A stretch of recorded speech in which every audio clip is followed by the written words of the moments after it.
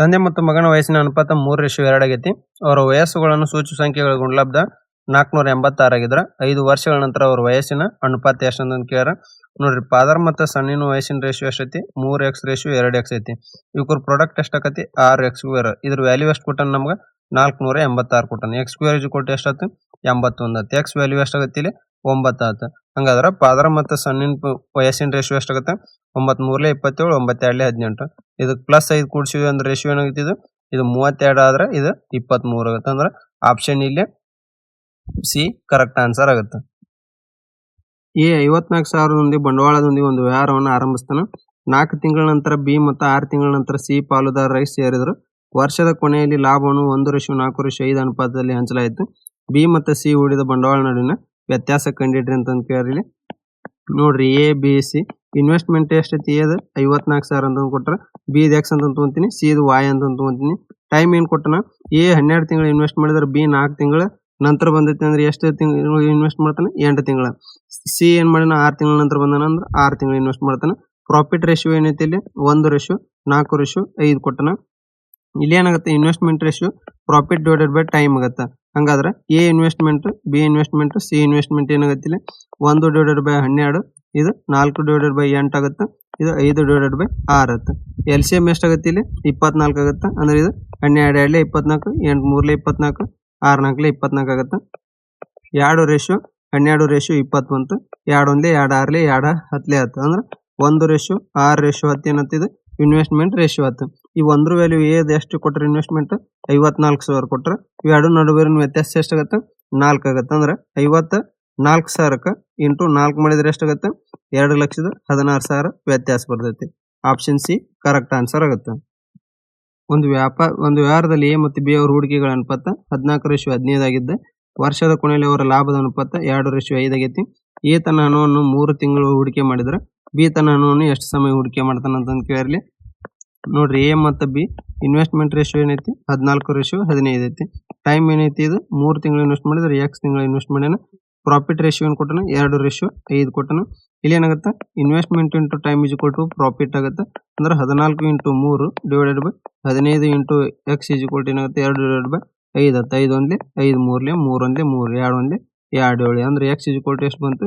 7 ತಿಂಗಳು ಆಗುತ್ತೆ. ಅಂದ್ರೆ ಆಪ್ಷನ್ ಎ ಕರೆಕ್ಟ್ ಆನ್ಸರ್ ಆಗುತ್ತೆ. ಒಬ್ಬ ದಿನಸಿ ವ್ಯಾಪಾರಿಯು ಪ್ರತಿ ಕೆಜಿಗೆ 26 ಬೆಲೆಯ ಚಹಾ ಮತ್ತು ಪ್ರತಿ ಕೆಜಿಗೆ 32 ರೂಪಾಯಿ ಬೆಲೆಯ ಚಹಾವನ್ನು ಯಾವ ಅನುಪಾತದಲ್ಲಿ ಮಿಶ್ರಣ ಮಾಡಿದ್ರೆ ಆ ಮಿಶ್ರಣವನ್ನು ಪ್ರತಿ ಕೆಜಿಗೆ 30 ರೂಪಾಯಿಗೆ ಮಾರಾಟ ಮಾಡಿ 10% ಲಾಭ ಗಳಿಸಿದ ಅಂತ ಕೊಟ್ಟರು. ನೋಡಿ, ಸೆಲ್ಲಿಂಗ್ ಪ್ರೈಸ್ ಏನು ಕೊಟ್ಟಾನ? ಇಲ್ಲಿ 30 ರೂಪಾಯಿ ಕೊಟ್ಟಾನ. ಪ್ರಾಫಿಟ್ 10% ಆಗೈತೆ ಅಂದ್ರೆ ಅದೇನಾಗುತ್ತೆ? 10% ಅದು 1/10 ಆಗುತ್ತೆ. ಅಂದ್ರೆ ಕಾಸ್ಟ್ ಪ್ರೈಸ್ 10 ಇತ್ತು ಅಂದ್ರೆ ಸೆಲ್ಲಿಂಗ್ ಪ್ರೈಸ್ 11 ಆಗುತ್ತೆ. ಈ 11 ವ್ಯಾಲ್ಯೂ ಏನು ಕೊಟ್ಟಾನ? 30 ರೂಪಾಯಿ ಕೊಟ್ಟಾನ. ಅಂದ್ರೆ ಕಾಸ್ಟ್ ಪ್ರೈಸ್ ಎಷ್ಟಾಗುತ್ತೆ? 10/11 × 30 ಆಗುತ್ತೆ. ಅಂದ್ರೆ 300/11 ಆಗುತ್ತೆ. ಇಲ್ಲಿ ಅಲಿಗೇಷನ್ ಹಾಕು ನಾವು. ಒಂದೇನೈತಿ? 26 ರೂಪಾಯಿ ಕೆಜಿ ಐತಿ, ಇನ್ನೊಂದು 32 ಐತಿ. ಇವೆರಡು ಶೇರ್ ಮಿಶ್ರಣದ ಕಾಸ್ಟ್ ಪ್ರೈಸ್ ಎಷ್ಟು ಬಂದ ನಮ್ಗೆ? 300/11 ಬಂದೈತಿ. ಇಲ್ಲಿ ಎರಡು ಕಡೆ 11 ಮಲ್ಟಿಫೈ ಮಾಡೋಣ ಅಂದ್ರೆ ಎಷ್ಟಾಗತ್ತೆ? ಇದು 286. ಇನ್ನೊಂದು ಎಷ್ಟಾಗತ್ತೆ? ಇದು 352 ಆಯ್ತು. ಇದು ಮಿಶ್ರಣದ ಎಷ್ಟಾಯ್ತು? 300 ರೂಪಾಯಿ ಆಯ್ತು. ಎಷ್ಟಾಗತ್ತೆ? ಇದು ಇಲ್ಲಿ 52 ಬರುತ್ತೆ, ಇಲ್ಲಿ 14 ಬಂತು. ಅಂದ್ರೆ ಇದು 2 26 2 ಅಂದ್ರೆ 26:7 ಅನುಪಾತದಾಗ ಮಿಶ್ರಣ ಮಾಡಬೇಕಾಗತ್ತೆ. ಅಂದ್ರೆ ಆಪ್ಷನ್ ಡಿ ಕರೆಕ್ಟ್ ಆನ್ಸರ್ ಆಗುತ್ತೆ. 1 ಲೀಟರ್ ಹಾಲಿನ ಬೆಲೆ 40 ರೂಪಾಯಿ. ಅದಕ್ಕೆ ನೀರನ್ನು ಬೆರೆಸಿ ಮಿಶ್ರಣ ಪ್ರತಿ ಲೀಟರ್ಗೆ 30 ರೂಪಾಯಿಗೆ ಮಾರಾಟ ಮಾಡಲಾಗುತ್ತೆ. ಹಾಗಾದ್ರೆ ಮಿಶ್ರಣದಲ್ಲಿ ನೀರು ಮತ್ತು ಹಾಲಿನ ಅನುಪಾತ ಏನಂತ ಕೇಳ್ಯಾರ. ನೋಡ್ರಿ, ಮಿಲ್ಕ್ ರೇಷಿಯೋ ವಾಟರ್. ಮಿಲ್ಕಿನ ಪ್ರೈಸ್ ಎಷ್ಟು ಕೊಟ್ಟನ? 40 ರೂಪಾಯಿ ಕೊಟ್ಟನ. ವಾಟರ್ ಪ್ರೈಸ್ ಏನಾಗುತ್ತೆ? 0 ಆಗುತ್ತೆ. ಮಿಶ್ರಣದ ಎಷ್ಟು ಕೊಟ್ಟನ? 30 ರೂಪಾಯಿ ಕೊಟ್ಟನ. ಇದು 30 0 ಹೋದ್ರೆ 30, 40 30 ಹೋದ್ರೆ 10. ಅಂದ್ರೆ ಎಷ್ಟಾಗ್ತಿದ್ದು? 3:1 ಅನುಪಾತದೊಳಗೆ ಮಿಶ್ರಣ ಮಾಡ್ಯಾರ. ಅಂದ್ರೆ ಆಪ್ಷನ್ ಎ ಕರೆಕ್ಟ್ ಆನ್ಸರ್ ಆಗುತ್ತೆ. ಮಿಶ್ರಣದಲ್ಲಿ ಆಲ್ಕೋಹಾಲ್ ಮತ್ತು ನೀರಿನ ಅನುಪಾತ ಕ್ರಮವಾಗಿ 4:5 ಆಗೈತಿ. ಅದಕ್ಕೆ 20 ಲೀಟರ್ ನೀರನ್ನು ಸೇರಿಸಲಾಗುತ್ತೆ. ನೀರನ್ನು ಸೇರಿಸಿದ ನಂತರ ಹೊಸ ಮಿಶ್ರಣ ಆಲ್ಕೋಹಾಲ್ ಮತ್ತು ನೀರಿನ ಅನುಪಾತ 1:3 ಆಗಿದ್ರೆ ಹೊಸ ಮಿಶ್ರಣದಲ್ಲಿರುವ ಒಟ್ಟು ಆಲ್ಕೋಹಾಲ್ ಪ್ರಮಾಣ ಎಷ್ಟಂತ ಕೇಳಲಿ. ನೋಡ್ರಿ, ಆಲ್ಕೋಹಾಲ್ ಮತ್ತು ವಾಟರ್ ರೇಷಿಯೋ ಏನೈತಿ? 4:5 ಐತಿ. ವಾಟರ್ನ ಏನ್ ಮಾಡ್ಯಾರ? 20 ಲೀಟರ್ ಸೇರ್ಸ್ಯಾರ. ಏನಾಗೈತಿ? ರೇಷಿಯೋ 1:3 ಆಗೈತಿ. ನೋಡ್ರಿ, ಇನಿಷಿಯಲಿ 4x/5x + 20 ಆಯ್ತು ಅಂದ್ರೆ ಏನಾಗ್ತದೆ? ರೇಷಿಯೋ 1:3 ಆಯ್ತು. ಕ್ರಾಸ್ ಮಲ್ಟಿಫೈ ಮಾಡಿದ್ರೆ 12x = 5x + 20 ಆಗೈತಿ. 7x = 20 ಆಯ್ತು. x = ಎಷ್ಟಾಯ್ತು? 20/7 ಆಯ್ತು. ನಮಗೇನು ಕೇಳ್ಯಾರ? ಆಲ್ಕೋಹಾಲ್ ಪ್ರಮಾಣ ಕೇಳ್ಯಾನ. ಆಲ್ಕೋಹಾಲ್ ಪ್ರಮಾಣ ರೇಷಿಯೋ ಏನೈತಿ? 4x ಐತಿ. ಅಂದ್ರೆ ಏನಾಗುತ್ತೆ? ಅದು 4 × 20/7 ಆಯ್ತು. ಅಂದ್ರೆ 80/7 ಇರ್ತೈತಿ. ಆಪ್ಷನ್ ಬಿ ಕರೆಕ್ಟ್ ಆನ್ಸರ್ ಆಗುತ್ತೆ. ಮಿಶ್ರಣದಲ್ಲಿ ಹಾಲು ಮತ್ತು ನೀರಿನ ಅನುಪಾತ 1:4 ಆಗೈತಿ. ಮಿಶ್ರಣಕ್ಕೆ ಸ್ವಲ್ಪ ಹಾಲನ್ನು ಸೇರಿಸಿದ ನಂತರ ಹಾಲು ಮತ್ತು ನೀರಿನ ಅನುಪಾತ 2:1 ಆಗುತ್ತೆ. ಆರಂಭಿಕ ಮಿಶ್ರಣದ ಪ್ರಮಾಣಕ್ಕೆ ಹೋಲಿಸಿದ್ರೆ ಸೇರಿಸಲಾದ ಹಾಲಿನ ಪ್ರಮಾಣ ಎಷ್ಟು ಶೇಕಡ ಅಂತಂದು ಕೇಳ್ಯಾರ. ಅಂದ್ರೆ ಮಿಲ್ಕ್ ರೇಷಿಯೋ ವಾಟರ್ ಏನೈತಿ ಮೊದಲಕ 1:4 ಐತಿ. ನಂತರ ಏನ್ ಮಾಡ್ಯಾರ ಇಲ್ಲಿ ಯಾವ್ದನ್ನ ಮಿಕ್ಸ್ ಮಾಡ್ಯಾರ, ಹಾಲನ್ನ ಮಿಕ್ಸ್ ಮಾಡ್ಯಾರ.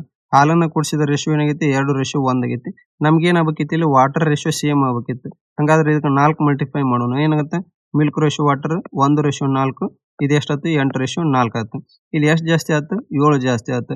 ಇನಿಷಿಯಲ್ ಆಗಿ ಎಷ್ಟು ಐತಿ ಟೋಟಲ್ 5 ಐತಿ. ಅಂದ್ರೆ 7/5 ಇಂಟು 100, 5 1 5 20 ಅಂದ್ರೆ ಎಷ್ಟು ಪರ್ಸೆಂಟ್ ಜಾಸ್ತಿ ಆಯ್ತು 140% ಆಗುತ್ತೆ. ಅಂದ್ರೆ ಆಪ್ಷನ್ ಬಿ ಕರೆಕ್ಟ್ ಆನ್ಸರ್ ಆಗುತ್ತೆ.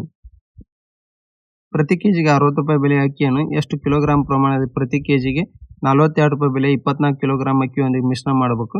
ಮಿಶ್ರಣವನ್ನು ಪ್ರತಿ ಕೆಜಿಗೆ 56 ರೂಪಾಯಿಗೆ ಮಾರಾಟ ಮಾಡಿದಾಗ 12% ಲಾಭವಾಗಂತೆ ಇರಬೇಕಂತಂದು ಕೇಳಿರಲಿ.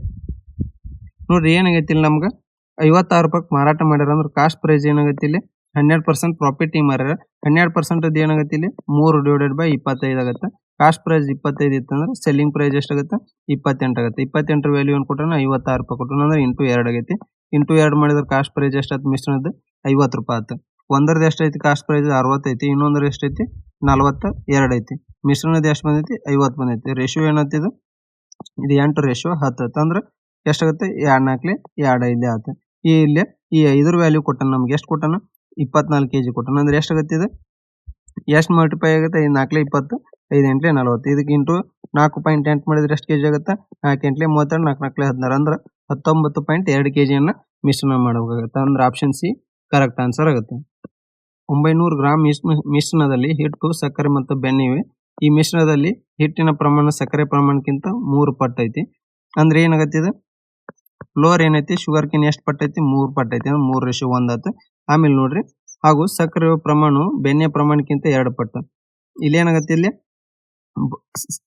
ಶುಗರ್ ಏನಾಗತ್ತೆ ಬಟರ್ಕಿನ 2 ಪಟ್ಟು ಅಂದ್ರೆ 2:1 ಆಗುತ್ತೆ.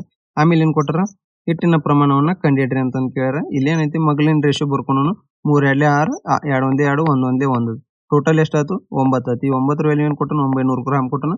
1 ವ್ಯಾಲ್ಯೂ ಎಷ್ಟಾಯ್ತು 100 ಗ್ರಾಮ್ ಆಯ್ತು. ನಮಗೇನು ಕೇಳ್ಯಾನ ಹಿಟ್ಟಿನ ಪ್ರಮಾಣ ಕೇಳ್ಯಾನ ಅಂದ್ರೆ ಬಟ್ ಎಷ್ಟಿದೆ ಫ್ಲೋರಿನ್ ಕೇಳ್ಯಾನ. ಫ್ಲೋರ್ ರೇಷಿಯೋ ಎಷ್ಟೈತಿ 6 ಐತಿ. 6 ಇಂಟು 100 ಮಾಡಿದ್ರೆ ಎಷ್ಟಾಗುತ್ತೆ 600 ಗ್ರಾಮ್ ಆಗುತ್ತೆ. ಅಂದ್ರೆ ಆಪ್ಷನ್ ಇಲ್ಲಿ ಎ ಕರೆಕ್ಟ್ ಆನ್ಸರ್ ಆಗುತ್ತೆ. ಹಿತ್ತಾಳೆಯಲ್ಲಿ ತಾಮ್ರ ಮತ್ತು ಸತುವಿನ ಅನುಪಾತ 7:3 ಆಗೈತಿ. 200 ಕಿಲೋಗ್ರಾಂ ಹಿತ್ತಾಳೆಯಲ್ಲಿ ಎಷ್ಟು ಕಿಲೋಗ್ರಾಂ ತಾಮ್ರ ಇರುತ್ತೆ ಅಂತ ಕೇಳ್ಯಾರ. ನೋಡ್ರಿ ಕಾಪರ್ ಮತ್ತು ಜಿಂಕ್ ರೇಷಿಯೋ ಕೊಟ್ಟನ ಎಷ್ಟು 7:3. ಟೋಟಲ್ ಎಷ್ಟಾಗುತ್ತೆ ಇದು 10 ಆಗುತ್ತೆ. ಈ 10 ವ್ಯಾಲ್ಯೂ ಏನು ಕೊಟ್ಟನ 200 ಕಿಲೋಗ್ರಾಂ. ಒಂದಕ್ಕೆ ಎಷ್ಟಾಗುತ್ತೆ ವ್ಯಾಲ್ಯೂ 20 kg ಆಯ್ತು. ನಮ್ಗೇನು ಕೇಳ್ಯಾರ ಹಿತ್ತಾಳೆದು ಕೇಳ್ಯಾನ. ಕಾಪರ್ ವ್ಯಾಲ್ಯೂ ಎಷ್ಟಾಗುತ್ತೆ 7 ಐತೆ. ರೇಷಿಯೋ 7 ಇಂಟು 20 ಮಾಡಿದ್ರೆ ಎಷ್ಟಾಗುತ್ತೆ 140 kg ಆಗುತ್ತೆ. ಅಂದ್ರೆ ಆಪ್ಷನ್ ಡಿ ಕರೆಕ್ಟ್ ಆನ್ಸರ್ ಆಗುತ್ತೆ. ಜಾರ್ಜ್ ಒಟ್ಟು ಕೆಲಸ 35% 6 ದಿನಗಳಲ್ಲಿ ಮಾಡಬಲ್ಲನು. ಜಿಮ್ ಮತ್ತು ಜಾರ್ಜ್ ಇಬ್ರು ಸೇರಿ ಒಂದು ಕೆಲಸವನ್ನು 12 ದಿನಗಳಲ್ಲಿ ಪೂರ್ಣಗೊಳಿಸ್ತಾರೆ. ಹಾಗಾದ್ರೆ ಜಿಮ್ ಒಬ್ಬನೇ ಸಂಪೂರ್ಣ ಕೆಲಸವನ್ನ ಎಷ್ಟು ದಿನಗಳಲ್ಲಿ ಪೂರ್ಣಗೊಳಿಸ್ತಾನೆ ಅಂತಂದು ಕೇಳೋಣ. ಜಾರ್ಜ್ ಏನ್ ಮಾಡ್ತಾನೆ 35% ಅಂದ್ರೆ 35/100 ಮಾಡಿದ್ರೆ ಏನಾಗುತ್ತೆ ಫುಲ್ ಕೆಲಸ ಆಗುತ್ತೆ. ಇದೆಷ್ಟಾಗುತ್ತೆ 5 ವೇಳೆ 35 5 20 ಆಯ್ತು. ಏನಾಗುತ್ತೆ ಜಾರ್ಜ್ ಎಷ್ಟು ಟೈಮ್ ತೊಗೊಂತಾನೆ 120/7 ದಿನ ತೊಗೊಂತಾನೆ. ಅಂದ್ರೆ ಜಾರ್ಜ್ 120/7 ದಿನ ತೊಗೊಂಡ್ರೆ ಜಿಮ್ ಮತ್ತು ಜಾರ್ಜ್ ಇಬ್ರು ಸೇರಿ ಎಷ್ಟು ದಿನ ತೊಗೊಂಡ್ರೆ 12 ದಿನ ತೊಗೊಂಡ್ರೆ LCM ಎಷ್ಟಾಗುತ್ತೆ 120 ಆಗುತ್ತೆ. 120/7 ಅಂದ್ರೆ 7 ಆಗುತ್ತೆ 12 10 ಆಗುತ್ತೆ. ಜಾರ್ಜ್ ಎಫಿಷಿಯನ್ಸಿ 7 ಐತಿ. ಇಲ್ಲಿ ಜಿಮ್ ಎಫಿಷಿಯನ್ಸಿ ಎಷ್ಟಾಗುತ್ತೆ 3 ಆಗುತ್ತೆ. ನಮ್ಗೆ ಯಾರು ಕೇಳ್ಯಾರ ಜಿಮ್ ಎಷ್ಟು ಟೈಮ್ ತೊಗೊಂತಾನ ಅಂತ ಕೇಳ್ಯಾರ. ಎಷ್ಟಾಗುತ್ತೆ 120/3 ಮಾಡಿದ್ರೆ 40 ದಿನ ಬೇಕು. ಆಪ್ಷನ್ ಬಿ ಕರೆಕ್ಟ್ ಆನ್ಸರ್ ಆಗುತ್ತೆ. ಒಬ್ಬ ಪುರುಷನು ಒಂದು ಕೆಲಸವನ್ನು 10 ದಿನಗಳಲ್ಲಿ ಪೂರ್ಣಗೊಳಿಸಬಲ್ಲನು ಮತ್ತು ಒಬ್ಬ ಮಹಿಳೆ ಅದೇ ಕೆಲಸನ 12 ದಿನಗಳಲ್ಲಿ ಪೂರ್ಣಗೊಳಿಸಬಲ್ಲನು. ಒಬ್ಬ ಪುರುಷ ಮತ್ತೊಬ್ಬ ಮಹಿಳೆ ಪ್ರತಿದಿನ ಒಟ್ಟಿಗೆ ಕೆಲಸ ಮಾಡಿದ್ರೆ ಆ ಕೆಲಸವನ್ನು ಎಷ್ಟು ದಿನ ಪೂರ್ಣಗೊಳಿಸ್ತಾರ ಅಂತ ಕೇಳ. ಒಬ್ಬ ಮನುಷ್ಯ ಎಷ್ಟು ದಿನ ತೊಗೊಂತಾನ 10 ದಿನ, ವುಮೆನ್ ಎಷ್ಟು ದಿನ ತೊಗೊಂತಾರ 12 ದಿನ. ಟೋಟಲ್ ವರ್ಕ್ 60 15 10 6 12 ಇಲ್ಲಿ ಆಗುತ್ತೆ. ಟೋಟಲ್ ಎಷ್ಟಾಗುತ್ತೆ ಇದು 11 ಆಗುತ್ತೆ. ಅಂದ್ರೆ 60/11 ದಿವಸ ಬೇಕು. ಅಂದ್ರೆ ಆಪ್ಷನ್ ಎ ಕರೆಕ್ಟ್ ಆನ್ಸರ್ ಆಗುತ್ತೆ. ಎ ಒಂದು ಕೆಲಸವನ್ನು 25 ದಿನಗಳಲ್ಲಿ ಪೂರ್ಣಗೊಳಿಸಬಲ್ಲನು ಮತ್ತು ಬಿ ಅದೇ ಕೆಲಸವನ್ನು 15 ದಿನಗಳಲ್ಲಿ ಪೂರ್ಣಗೊಳಿಸಬಲ್ಲನು. ಬಿ 10 ದಿನ ಕೆಲಸ ಮಾಡಿ ಕೆಲಸವನ್ನು ಬಿಟ್ಟು ಹೋಗೋಣ. ಉಳಿದ ಕೆಲಸವನ್ನು ಎ ಒಬ್ಬನ ಎಷ್ಟು ದಿನ ಪೂರ್ಣಗೊಳಿಸ್ತಾನೆ ಅಂತ. ಅಂದ್ರೆ ಎ ಎಷ್ಟು ಟೈಮ್ ತೊಗೊಂತಾನೆ ಇಲ್ಲಿ 25, ಬಿ ಎಷ್ಟು ತೊಗೊಂತಾನೆ 15. ಟೋಟಲ್ ವರ್ಕ್ ಎಷ್ಟಾಗುತ್ತೆ 75 20 5 3 15 ಇಲ್ಲಿ ಆಗುತ್ತೆ ನೋಡ್ರಿ. ಎ ಎಷ್ಟು ದಿನ ಬಿ ಎಷ್ಟು ದಿನ ಮಾಡ್ತಾನೆ 10 ದಿನ ಕೆಲಸ ಮಾಡ್ತಾನೆ. 5 ಇಂಟು 10 ಮಾಡಿದ್ರೆ ಎಷ್ಟಾಗುತ್ತೆ 50 ವರ್ಕ್ ಮಾಡ್ತಾನೆ. 75ರಾಗ 50 ವರ್ಕ್ ಹೋದ್ರೆ ಉಳಿದಿದ್ದು ಎಷ್ಟು 25 ವರ್ಕ್. ಈ 25 ವರ್ಕ್ನ ಎ ಮಾಡ್ತಾನೆ ಅಂದ್ರೆ 25 ಡಿವೈಡ್ ಬೈ ಅವನ ಎಫಿಷಿಯನ್ಸಿ 3 ಐತೆ. ಎಷ್ಟಾಗುತ್ತೆ ಇದು 8.33 ದಿನ ಬೇಕು. ಆಪ್ಷನ್ ಸಿ ಕರೆಕ್ಟ್ ಆನ್ಸರ್ ಆಗುತ್ತೆ.